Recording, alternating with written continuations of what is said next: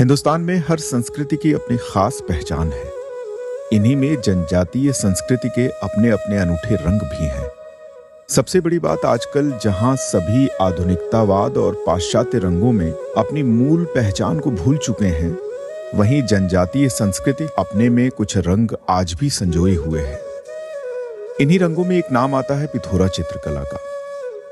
ये हमारे देश की वह कला है जिस पर जनजातीय लोगों का एकाधिकार है। हालांकि यह कला बहुत दुर्लभ ही दिखाई देती है, लेकिन कुछ कला प्रेमी होते हैं जो हमारी संस्कृति के रंग को खोने नहीं देते और प्रयास करते हैं हर व्यक्ति तक इसकी खुशबू पहुंचाने का। और ये जो चित्रकला है इसे क्या कहते हैं?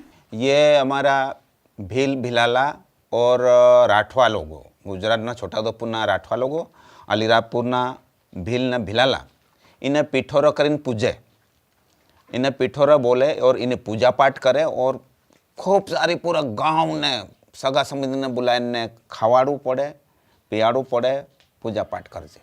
इस कला के माध्यम से वे न सिर्फ अपनी संस्कृति बल्कि महापुरुष और देवताओं को भी चित्रित करते हैं। जनजातीय कलाकारों के द्वारा पिथौरा बनाने के दौरान पारंपरिक लोकगीत गाए जाते हैं और अपने पूर्वजों का आह्वान किया जाता है।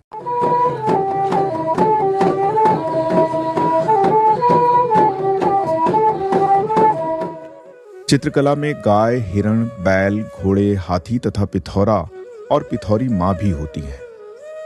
पूरी प्रकृति और दैनिक जीवन का चित्रण होने से चंद्रमा, सूर्य, बंदर, पशु, बैलगाड़ी आदि सभी इसमें होते हैं।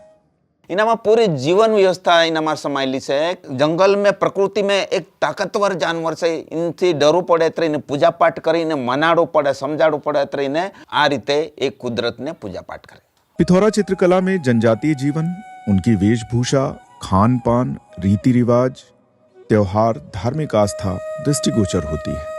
इस कला के कलाकार को लखाड़ा कहा जाता है। आइए अब चलते हैं उस शख्सियत की ओर जिन्होंने पिथौरा चित्रकला को गांव से शहर तक पहुंचाने में अपनी महत्वपूर्ण भूमिका निभाई है। वे हैं एडिशनल एसपी सीमा अलावा। वर्तमान में सीमा जी खंडवा में पदस्थ हैं। उन्होंने शुरुआत से ही अपने आप से पहले अपने काम को प्राथमिकता दी है। जब वे अपने काम के सिलसिले में जनजातीय गांवों में भ्रमण कर रही थीं, तो उन्हें अलीराजपुर में दीवारों पर कुछ भित्ति चित्र दिखाई दिए जो एक अलौकिक और दैवी स्वरूप में दिखे। जब तक मेरी पोस्टिंग है ना अलीराजपुर और झाबुआ नहीं हुई थी, तब तक मुझे भी नहीं पता था पिथौरा आर्ट क्या है। इनकेस एक मर्डर केस में मुझे ऐसा जाना हुआ था देहात में। पुलिस का काम और पुलिस का इन्वेस्टिगेशन सेपरेट चीज़ है, लेकिन जब वॉल पे मैंने इसको देखा तो मुझे समझ ही नहीं आया कि क्या बना हुआ है ना। जानते नहीं थे क्योंकि इससे पहले कुछ काम ऐसा पढ़ा नहीं और कभी ऐसा देखने सुनने में नहीं आया। जैसे मधुबनी आप सुन लेते हो, है ना, गोंडी आप सुन लेते हो, लेकिन ये वाला आर्ट कहीं अलीराजपुर झाबुआ से बाहर हमने कहीं नहीं सुना था। लेकिन जब अलीराजपुर गई, फिर थोड़ा सा उसका इन्वेस्टिगेशन किया, थोड़ा सा हमने इसको पूछा क्या है, तब मालूम पड़ा कि इसको पिथौरा आर्ट बोलते हैं। यहाँ के ट्राइबल्स इसको वॉल पे बना के इसकी पूजा वूजा करते हैं। फिर थोड़ा सा ये कोशिश की हमने कि थोड़ा सा समझें इसको, तो आर्टिस्ट ढूंढने में हमको टाइम लग गया। फिर आर्टिस्ट ढूंढे, थोड़ा सा पूछा क्यों बनाते हैं, ऐसा तो नहीं कि हम इसको बनाएं तो कोई दिक्कत हो जाए। फिर वो लोग नेचर कलर्स पे बनाते थे। इस टाइप के क्वेश्चंस होते रहे और ये चीज़ समझ में आया कि इस पिथौरा आर्ट को कोई नहीं जानता।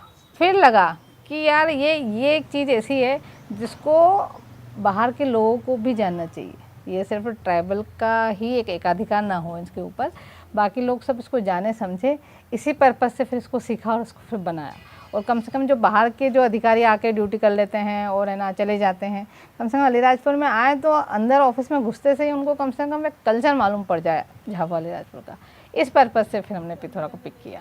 जब किसी नए काम को परफेक्शन के साथ करने की चाहत होती है तो समय तो लगता ही है। सीमा जी को भी पिथौरा सीखने में समय लगा, लेकिन उन्होंने न सिर्फ उस कला को सीखा बल्कि उसे जीवंत भी किया। तो हमारा काम थोड़ा सा है ना 24 आवर्स का है और हम लोग थोड़ा सा बिजी भी रहते हैं, लेकिन महीने में हमारे पास पूरे 30 दिन बिजी नहीं होता। हमारे पास कुछ टाइम कभी कभी ऐसा होता है कि हमेशा लॉ एंड ऑर्डर नहीं होता, हमेशा वीआईपी ड्यूटीज़ नहीं होती है, लेकिन फिर भी हमारा 8-10 दिन महीने में ऐसे निकलते हैं कि जब हम थोड़े से फ्री रहते हैं तब मैं है ना इसको करती हूँ।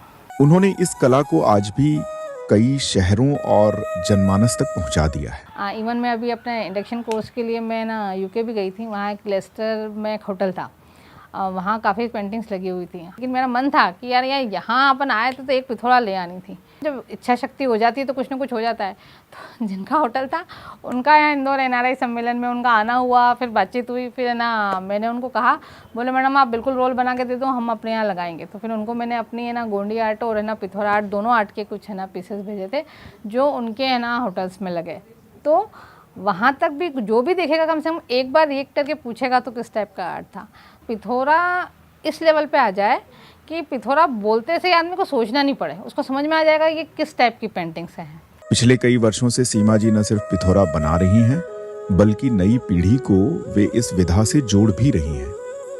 उनके द्वारा पिथौरा के प्रचार के लिए कई बार कार्यशालाएं भी आयोजित की जाती रही हैं, जिसमें पिथौरा और गोंडी पेंटिंग सिखाने का प्रयास किया जाता है।